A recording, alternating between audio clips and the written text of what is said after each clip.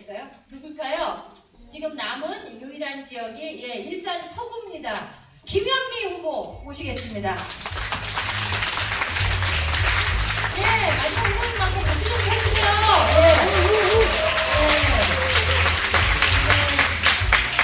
어서 오세요. 오랜만이에요. 아니, 오늘 여기 온다고 특별히 머리 하신 건가요? 머리를 좀 했는데 네. 부시부시해졌어요.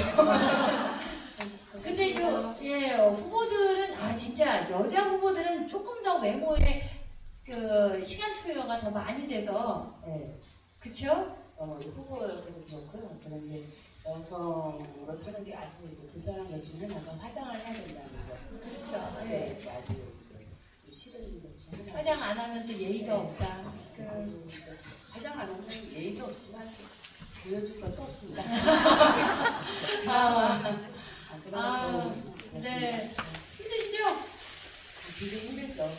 새벽부터 밤까지. 이게 여성 후보이기 때문에 남자 후보와는 다른 어려움이다 하는 게 있다면 어떤 거예요?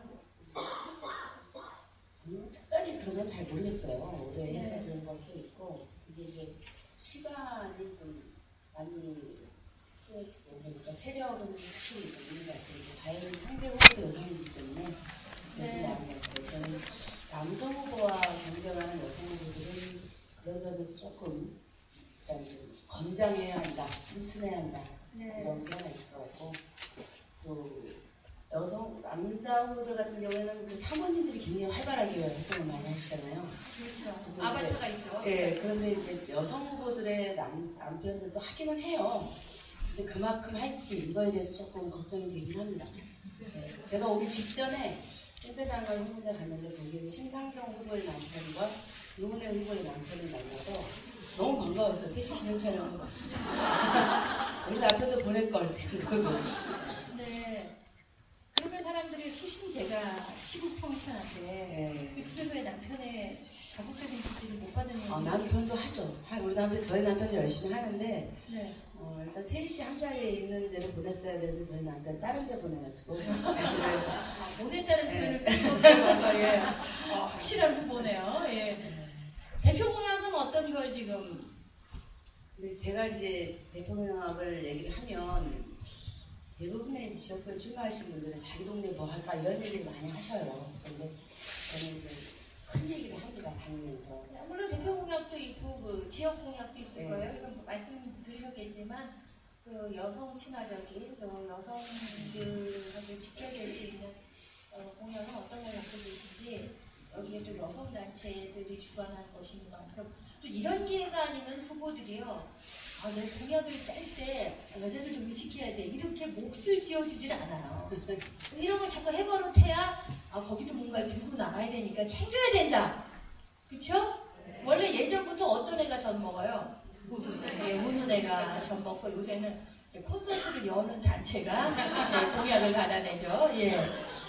그렇게 할 거니까 일단은 대표 공약이 어떤 공약을 게있을지. 저는 그렇게 생각을 합니다. 우리 지역이 일산이라는 도시가, 고양시가 중산층과 서민이 사는 도시입니다.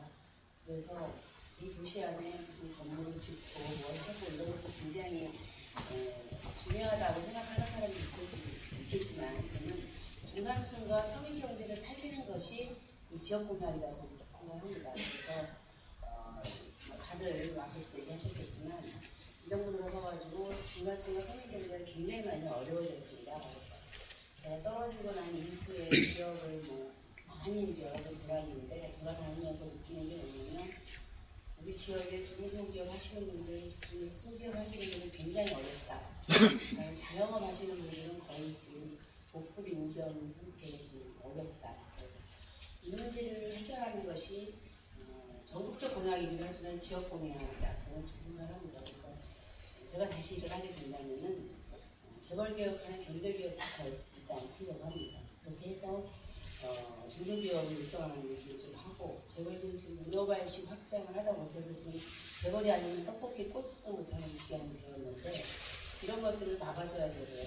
고양시 같은 경우에는 중앙도를 중심으로 SSL이 지금 거의 광범위하게 장악을 하고 있어서 중앙로 뒷골목에 들어가는 자영업자들 도망가면은 당연히 지금 받을 수가 없어요. 닫아야 되는데, 왜냐하면 가게를 내놔도 새가 나가지도 않고 열어놓고 있자니 이제 죽을 거의 이런 상태거든요. 제가 제일 인상적이었던 게 저희 후속에 조그마한 마트에 있는데 구멍가게 했는데 구멍가게 아줌마가 그렇게 일하시더라고요. 이 정부의 정책은 자영업자들 다 망하게 한 거다. 그래서 남편은 마트에 가서 배달을 하게 하고 와이프는 아내는 마트에 가가지고 캐셔를 하게 하는 게 이 정부 정책이가 한다. 우리를 죽이려는 거나 살리려는 거나 당신하고도 얘기하고 싶지 않다. 나는 정치 탓이다. 이런 얘기를 하는 걸 보고서 저는 지역 문제에 대한 공약을 건물을 짓는 이런 게 중요한 게 아니라 우리 고양시를 이루고 있는 대다수 중년층 서민의 삶을 개선하는 정책, SSM에 대한 규제, 영업시간, 일수, 그다음에 작은 가게들에 대한 카드 수수료 인하 문제, 그다음에 대기업들의 일감 몰아주기를 통해서 중소기업 주인을 바뀌는, 그다음에 문화가시 확장하는 거, 잘라내기 이런 것들을 하는 것이 그런 고양시 주민들을 위한 정책이라는 생각이 들고 조세 정책도 좀 대폭 손을 봐야 될 때가 있다 이런 생각이 듭니다.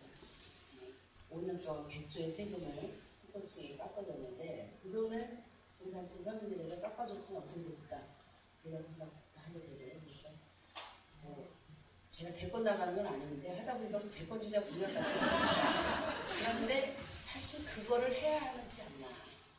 고양시 살던 게 아닌가 그냥 제가 말하고 있는 동안에 물 좀 주세요. 네. 물을 권하기가 굉장히 조심스러워요. 아까 심상정 후보가 뭐라고 얘기하셨냐면 물은 절대 안 먹습니다. 한번 물 먹어봤기 때문에. 저는 미역국도 먹어요. 아, 그래요? 그렇죠. 그리고 다니다 보면 간식으로 빵도 요기네요. 뭐 선거 나갈 때 빵 좀 받는다고 빵도 안 먹고 바나나도 안 먹고 뭐 이런다고 아유 한번 우리 그거 할게 정치인들이 금기로 삼는 거 뭐 이런 거 저런 거 안 먹고 이런 거 저런 거 얼마나 많은데 금기가요. 왜냐하면 민심 어디로 갈지 모르는 불확실성의 사람의 마음을 잡아야 된다고 하기 때문에요. 아마 점쟁이들도 이때 성업했거든요. 그런다고 들었습니다. 네. 개인적으로 안 가셨다는 얘기를 간접적으로 이렇게 확인시켜 주시는 게 제가 집사님입니다. 그러시군요. 그럼 집은 장만하셨겠네요? 그래서 지금 바로 이런 질문이 있었어요. 그 앞에 1인 단독 가구들이 많은데 이런 사람들이 주거 문제로 고통받고 있다. 이 서민 주거 안정화 정책 어떤 게 있냐? 1050님이 질문해 주셨는데요.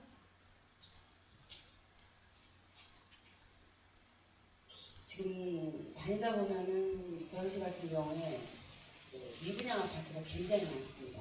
미분양 아파트가 굉장히 많고 더비지구, 식사지구 이런 데가 많은데요. 미분양이 주로 대형 평수도 미분양이에요. 제가 그 동네 문제가 생겨서 가봤더니 아파트가 100평짜리도 있더라고요. 식구들끼리 만나려면 호루라기를 불어가지고 이런 생각이 들 정도로 이런 건데 대형 주택을 위주로 했었던 이명박 정부의 주택 정책이 사실 실패를 했죠. 그래서 제가 이런 집값 얘기 잘 안 하고 될 수 있으면 안 하려고 하는데 지금 고양시에 왜 집값 얘기를 될 수 있으면 안 하려고 하세요? 어떻게 하면 집값을 올려야 되냐로 자꾸 방향이 가게 되는가 봐. 자칫 잘못하면 표를 깎을 수가 있나요? 아니 그게 표가 될 수도 있는 건데 네. 그런 것에 대해서 조금 여러 가지 고민할 점이 있어서 참가하려고 하는데 그러다 보니 이명박 정부에서 주택을 많이 지었는데 대형 평수 위주로 많이 지었어요. 그러다 보니까 이게 미분양이 되면서 연쇄반응으로 그것도 이제 수요가 많고 공급이 수요보다 많아져 가지고 미분양이 일과 동시에 신도시처럼 기존 아파트 값이 정점 대비 지금 40%가 빠져서 60%의 가격이 형성이 되어 있습니다. 그래서 이명박 대통령 초기에 주장했던 반값 아파트가 고양시에서 10억이 되어버렸어요. 근데 문제는 뭐냐면 그분이 공약을 이루신 것도 있네요. 고양시에서. 근데 그걸로 끝나는 게 아니라 거기에 다 주택담보대출이라는 거대한 가계부채를 안 한 상태로 주택가격이 폭락되어 있기 때문에 그래서 고양시 주민들의 삶이 제가 10여 년 전에 이사를 왔는데 그때에 비해서 다들 한 단계씩 낮아지는 게 아닌가 이런 생각이 듭니다. 그게 주택정책에서 오지 않았나 이런 생각이 들고요. 그래서 이 큰 평수 위주로 아파트를 지어가지고 건설업자 만 배불리는 주택 정책에 실패를 했고요.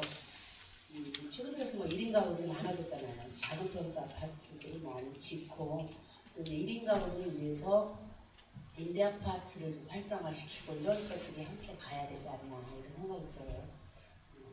뭐 대형 평수 지어가지고 들어갈 수 있는 가족 그런 구성들이 이제 해체되어 가는 시기니까 주택 정책이 사회 현실을 반영하고 있지 못하면서 반값 아파트가 되지 않나.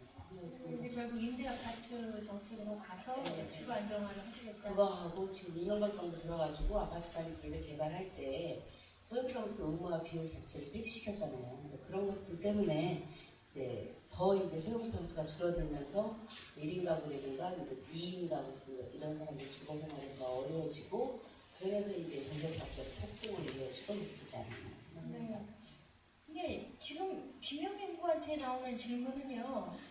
아까 대표 공약에서 거의 대선 후보 같은 공약을 내세웠다 그런 말씀 때문에 그런지 대선 후보에 대한 질문 같은 것들이 나오고 있어요. 예, 세금금 사회를 위한 정책 얘기 나왔는데 이거는 제가 이제 아까 다른 분들도 얘기했고 김영민 후보 정도면 뭐 이거에 대해서는 이미 생각을 하실 거라고 생각을 해서 죄송하지만 잠깐만요. 예. 4759님 양해하신다면 이 질문은 좀 패스를 하겠고요. 그 다음 질문이요. 이거 서민이 정말 어렵습니다. 은행에서 돈 빌리기도 어렵습니다. 어려운 게 있는 제2금융권을 이용하는데 이 금융개혁 방안 2487님 주셨는데 지금 1,500만 원 기타금 내셨을 거 아니에요? 네. 예, 그거 마련하기 쉬우셨어요? 껐죠. 엄마인가? 언니가 빌려가지고 돈을 많이 빌렸어요. 예, 그러니까 지금 여기는 그 제2금융권이 아니라 가족 사채를 지금 쓰고 계신 거잖아요. 이런 것처럼 다들 경제적으로 어렵단 말이에요. 근데 이런 문제가 여자들한테는 정말 가계대출 문제하고도 관련이 돼요. 그리고 실제로 핸드폰에서 월초가 되면은 하루에 못해도 한 두세 건은 돈 빌려라 이런 거 오잖아요. 저도 은행 이자 한번 연체됐더니 리스트에 올랐는지 너무 자주 그게 와요. 그러니까 돈이 없고 돈을 벌 가능성도 없는데 돈이 급한 여자들은 며칠만 이렇게 하고 유혹에 빠지기가 쉽지 않겠어요? 그래서 저는 이게 정말 지금 집에서 살림하면서 가계 압박을 몸으로 느끼고 있는 여성 친화적인 주제라고 생각이 들어요. 이 이슈가. 그래서 혹시 금융정책에 대한 문제 어떤 생각하고 계신지 대선 후보가 아니더라도 제가 17대 국회를 할 때 정무위원회를 했어요. 정무위원회가 이제 기업정책, 금융정책을 하는 겁니다. 제가 2004년부터 의원을 했는데 2004년이 카드 대란의 해입니다. 그래서 카드 대란을 하고 난 후에 30조의 카드 부채가 이제 부실이 생겼죠. 그래서 그 당시 300만, 400만의 신용불량자 얘기가 나오면서 300만, 400만 명이 신용불량자가 되면서 신용불량자로는 금융을 이용할 수가 없게 됩니다. 금융 소외계층이다 이렇게 얘기를 했는데 엄밀하게 이렇게 따져보면 당시 1,000만 명이 금융 소외자다 이런 얘기가 있었어요. 그래서 금융 소외자, 신용카드를 그러니까 신용불량자가 되면은 금융권을 이용할 수 없을 뿐만 아니라 취업도 안 되고 이런 굉장히 어려운 문제가 있어서 굉장히 당시에 이제 그 현안이었습니다. 그래서 제가 많이 고민했었던 건 뭐냐면 이런 사람들일수록 어떤 재기할 수 있는 새로운 회자 발전을 할 수 있는 계기가 주어져야 되는데 금융으로부터 소외되어 있으면 아무것도 할 수 없잖아요. 그래서 어떻게 하면 이 사람들이 다시 재기할 수 있는 길을 열어줄 것인가 고민하다가 만든 것이 지금 이명박 대통령이 자랑하는 미소금융입니다. 그러니까 그것이 원래 그 고민에서 제가 출발을 해서 2005년에 법을 냈어요. 이게 뭐냐면 여러분들이 다 가능한 걸 하신 분도 있을 거예요. 제가 하도 그 당시에 인터뷰를 많이 하고 그랬는데 우리들 모두 은행에 가면은 통장이 있어요. 예금 통장 중에 보면 잔돈들이 다 은행에 몇천 원씩 남아들어가지고 휴면 예금, 잠자는 예금이라고 하는 겁니다. 근데 그게 1년에 2, 3천억씩이 돼요. 전 국민을 다 합하면. 근데 그쵸. 근데 평균이 90% 이상이 10,000원 이하예요, 그게. 그런데 5년이 지나면 잡수입을 은행용으로 다 귀속하게 돼 있어요. 그 당시 법으로. 그래서 제가 그거를 통장 뒤져봐야 되겠네요. 네. 그래서 그걸 어떻게 했냐면 그거를 각 금융기관이 출연을 해서 휴면예금관리재단이라는 것을 만들어서 그 돈으로 그런 신용불량자처럼 금융 소외계층에게 500만 원, 1000만 원씩 금융 대출하게 해주자. 네. 그래서 고담보 모보증 소액 신용 대출 제도를 마이크로 크레딧이라는 거죠. 그거를 하자. 그걸 제가 2005년에 법을 냈는데 네. 당시 한나라당 의원들과 은행과 재경부 관리들이 엄청 반대를 했죠. 그리고 이제 거의 말기에는 저희도 색깔이 좀 이상하다 이런 얘기까지 네. 남의 걸 뺏어가냐 이렇게 네. 됐고 그 법이 사실 근데 사실 지들 돈도 아니잖아요. 지들 돈도 아닌데 이제 그 은행한테는 사실 앉아서 불러오는 큰 돈이잖아요. 그렇죠. 그래서 그 법이 실종될 얘기에 처해 있는데 제가 우연하게 청와대 입장을 본 계기가 돼서 대통령한테 대통령님 일이 이렇게 이 지경이 되고 있다 지금 이게 대통령님은 그런 일이 일어나는지도 모르는 거예요. 그러면 보고도 안 돼 있는 상태고 그래서 이 정부 관리들이 대통령님께서는 서민을 위해서 일하신다고 하는데 이게 네. 지금 중간에 이렇게 왜곡되고 있다. 대통령님이 어떻게 일이 그렇게 될 수가 있느냐. 그러면서 심지어 재경부까지 나서서. 예. 재경부는 여러분들이 정권 잘 아시겠지만 정권 바뀌고 난 다음에 잘 생각해보면 철저하게 기업과 그런 쪽 편에 서서 저희들을 네. 설득하는 역할을 하는 거예요. 끝나고 나서 보니까. 어쨌든 그런 일이 있어 노무현 대통령이 바로 청와대에 그 당시에 무슨 양극화 네. 해소위원회 뭐 이런 비서관실을 통해가지고 이제 다시 하게 됐어요. 그 당시 우연히 그 방글라데시의 모하마드 주누스 총재 있잖아요. 그다음에 상시하시는 분 그분이 노벨 평화상을 받게 돼서 한국에 오신 일이 있으셨어요. 그래서 그 당시 청와대가 우리나라의 마이크로 크레딧 제도에 대한 점검을 대대적으로 하게 되는데 점검하고 말 것도 없어요. 우리나라에서 하고는 공론화되어 있는 단 하나의 제도가 제가 낸 법이 유일한 거였어요. 네. 그래서 우리도 뭔가 그런 분 만났는데 우리나라도 마이크로 크레딧 하려고 한다. 이거 보여줘야 될 거 아니에요. 알리바이를 하나 마련하셨네요. 그렇죠. 그래가지고 이제 부랴부랴 대통령께서 그분 만나실 때 이제 저도 배석시키고 해서 이 법에 대한 걸 해주셨어요. 그런데 그렇게 대통령께서 합의를 해주셨는데도 한나라당 의원들이 이제 재경이 고발심사 소위에서 또 반대를 하는 거예요. 안 된다고. 그래서 이제 타협을 한 끝에 자율적 출연으로 하는 거예요. 강제적 출연해서. 그러면서 이제 재경부에서는 뭐 충분히 하겠다 이런 약속도 하고. 그러면 한나라당 의원이 끝까지 반대하면서 하는 얘기가 뭐냐면 이 재단을 만들어가지고 참여정부 주변에 있는 사람들이 자리 차고 앉아가지고 월급 받아가지고 여기 내년에 흙이 들어와도 못 본다. 그래갖고 왜 국민들 돈을 가져가려고 하느냐. 그래서 국민들에게 알려주고 돌려줄 기간이 필요하다. 그래서 1년의 유예기간을 두자고 얘기를 한 거예요. 네. 그때 신문에 대대적으로 그렇죠. 신문계도 찾아가라고. 그렇죠. 네. 그게 2007년 1월인가요? 법안이 지금 5분 남았거든요. 네, 빨리 끝낼게요. 2007년 1월에 법안이 통과됐는데 재단이 발족한 건 2008년 3월 이명박 대통령 취임한 이후에 발족을 합니다. 그러니까 남들이 볼 때는 이명박 대통령이 시작한 일이라고 착각을 하죠. 근데 이게 2008년 9월에 이름을 미소금융으로 바꾸면서 대대적인 홍보를 합니다. 이명박 대통령의 서민금융사업으로 둔갑을 합니다. 근데 이제 결과적으로 이명박에 가까운 사람들이 다 나눠 먹고 앉아서 이제 수십억씩 해먹고 뭐 네. 감옥에도 가고 이러죠. 그리고 여러분 그 시사인 참고하시면 특집이 있어요. 특집이 있습니다. 한번 네. 참고하시는 걸로 얘기를 여기서 줄일게요. 그래서 한마디 더 하자면 네. 제가 꼭 해야 되는 일. 저는 이 미소금융을 제자리로 돌려놓는 청문회 국정조사해서 반드시 제자리를 잡아서 서민들이 진짜 네. 이용할 수 있는 그런 거 하고 싶습니다. 예. 정책을 마련해달라가 아니라 만들어놨던 정책을 제대로 자리 잡는 일을 하셔야 되겠다 그 말씀인데요. 지금 답변하실 시간은 별로 없고요. 쭉 한번 올려주시면은 요거 다음 거요. 8194님 지나서요. 예. 지금 성폭행 범죄자 신상명세 공개와 아동 치안 문제에 대한 질문이 있었고요.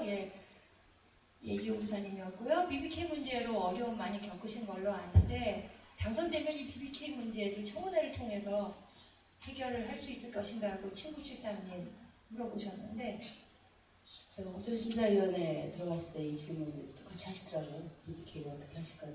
그래서 제가 그렇게 답했죠. 이제는 MB가 쫄 차례가 올 것입니다. 네. 아유, 실질상은 공천심사위원회 문제하고, 예, 다음번에 공천심사위원회로 들어가셔도 손색이 없겠어요. 사실, 우리 여성 정치 토크쇼 이런 것들이 많이 되고, 이렇게 활발해지다가 보면은, 여기서 공천심사위원들이 뽑혀나갈 수도 있어요. 안 그러겠습니까? 그쵸? 결국은 가장 정확하게 아는 사람이 거기서 그런 사람들을 뽑아내는 수밖에 없어요. 왜냐면 우리가 나중에 꼭 그러거든요. 누가 이거 주문했어? 왜 우리 동네 메뉴는 이런 후보뿐이야? 이렇게 생각하잖아요. 이제 메뉴를 직접 주문 식단제로 우리가 바꿀 수 있는 것도 이 신개념 정치 토크쇼가 계속 이어져야 될 이유라고 생각이 됩니다. 제 생각에는요, 여기 이제 유 대표님 나와 계시고 그런데 그건 이따 제가 따로 얘기할게요. 시간이 없으니까. 지역에서 여성 유권자들 많이 만나보면서 여성 유권자들의 정치 의식이 좀 달라진 것 같으세요?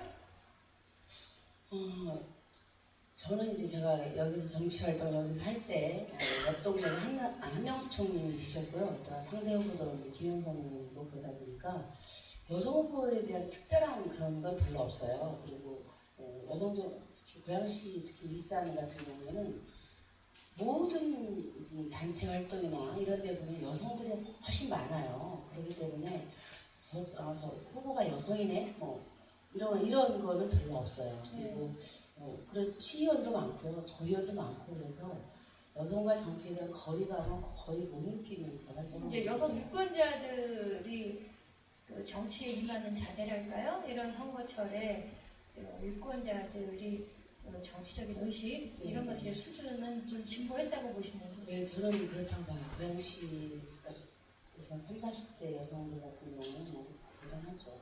말조심 잘해야 됩니다. 제가 그냥 조그마한 개모임 같은 데 갔다가 여태 얘기 막 이렇게 해서 갑자기 정치 준비 안 하고 가가지고 네. 아는 것처럼 넘어가려고 했었어요. 네. 굉장히 수준이 높아가지고. 네.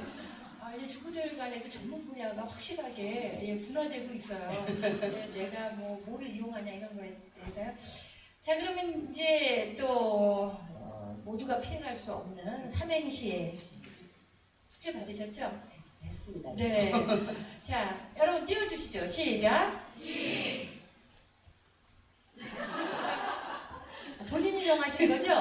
아니요, 저기 이것 때문에 우리 사무실에서 또 토론회를 해갖고 정한 거예요. 네네. 자, 예, 미안합니다. 예. 한번 웃으면서 김이 샜어요. 다시 한번. 자, 시작. 빛난다 MB 때문에. 현기증 난다 새누리당 때문에. 원래는 미치겠다 이거거든요. 근데 좀 멋있게 하려고 바꿨어요. 좀 다시요. 미래로 가자 야권 단일로 김현미와 함께. 네.